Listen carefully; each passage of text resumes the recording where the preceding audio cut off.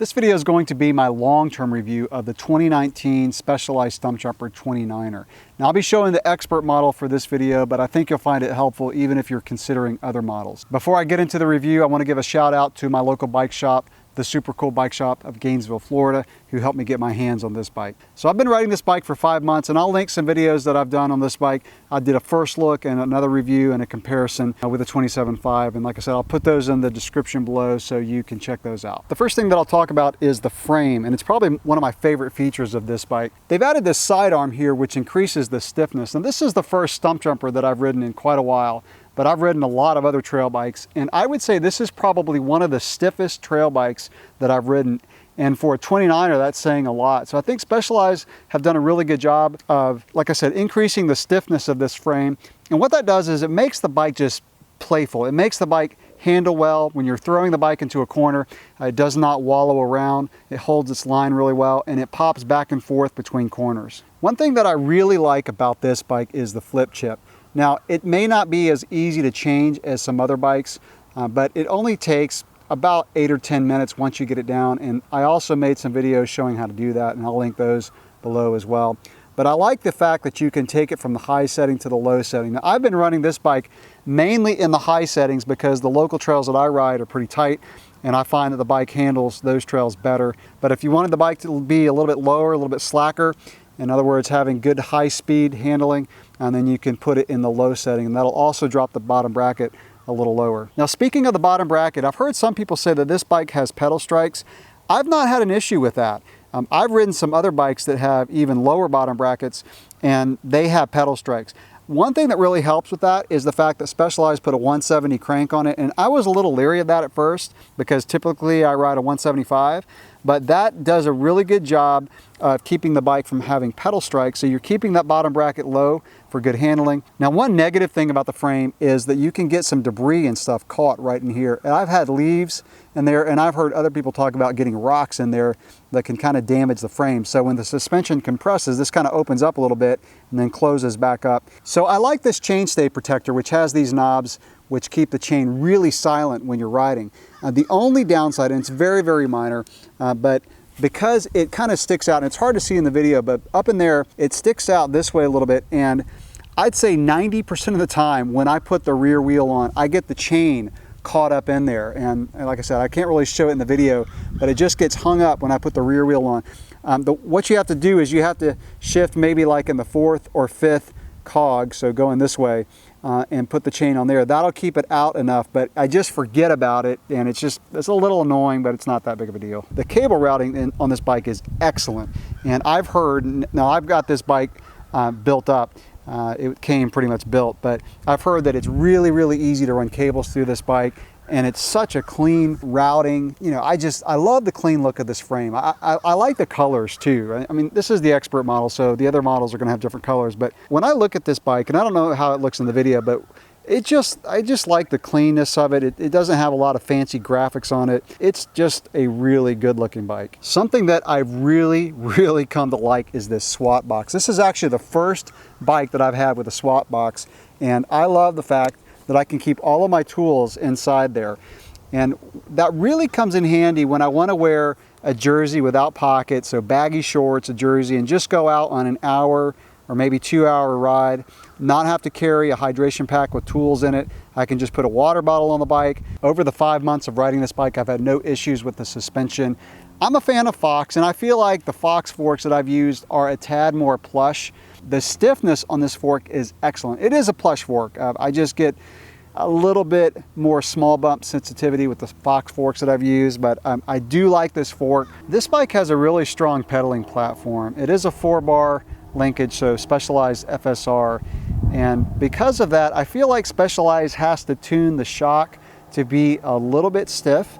So this bike is not quite as small bump sensitive as some of the other bikes that I've ridden. For example, the Giant Trance 29er is a little bit more plush feeling, especially with the smaller bumps.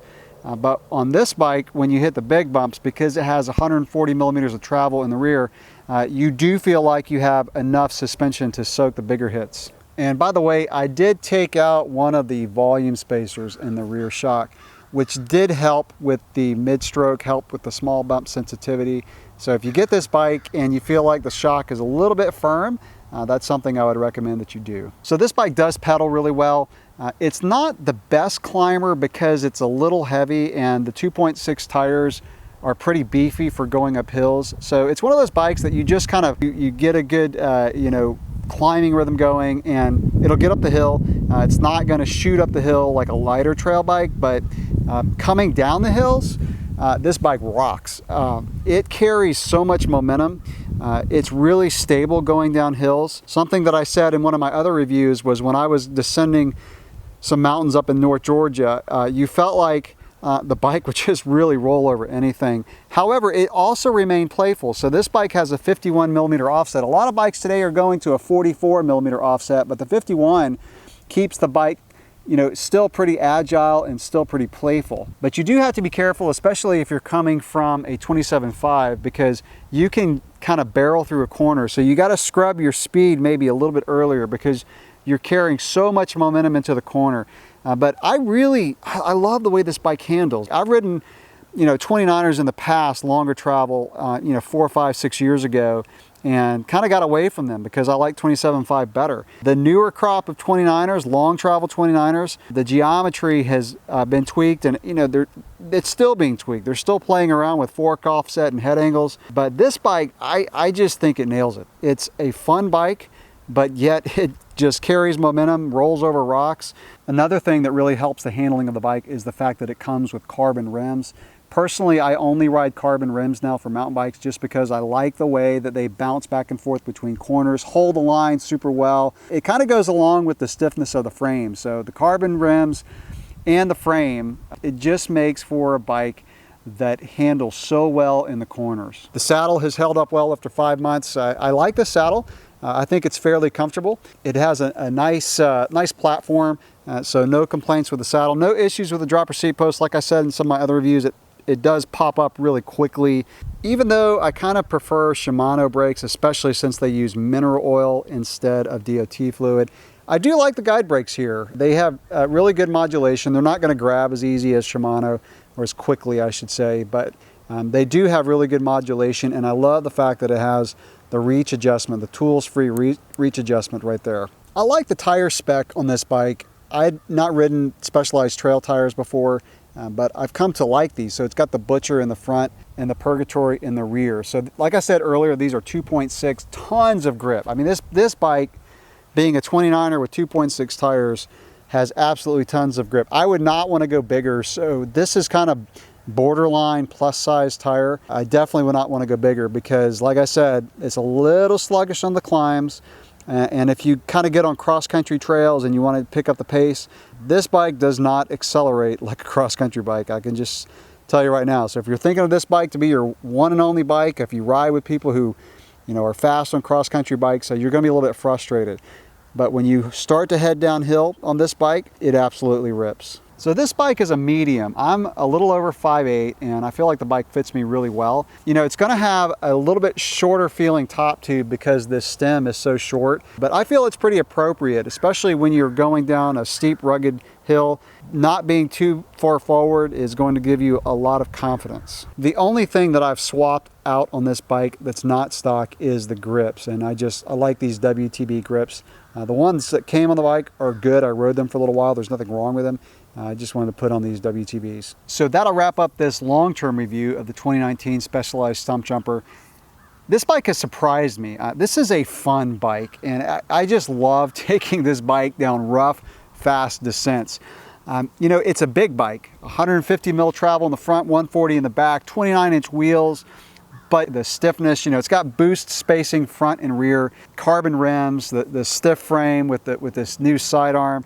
The stiffness and the fact that Specialized nailed the geometry keeps the bike from feeling like a big bike. It's almost, you know, cross-country feeling when you're coming down a hill, how agile the bike is. So I've had no problems with it. It is a little sluggish if you're taking it on cross-country trails and you're used to riding a cross-country bike. So when I go for my cross-country bike and get on this thing, it gets a little sluggish, but then when I start to go downhill, I'm like, yeah, this is an awesome bike. So any questions or comments that you have about this bike, about this review, go ahead and drop those below. Thanks for watching.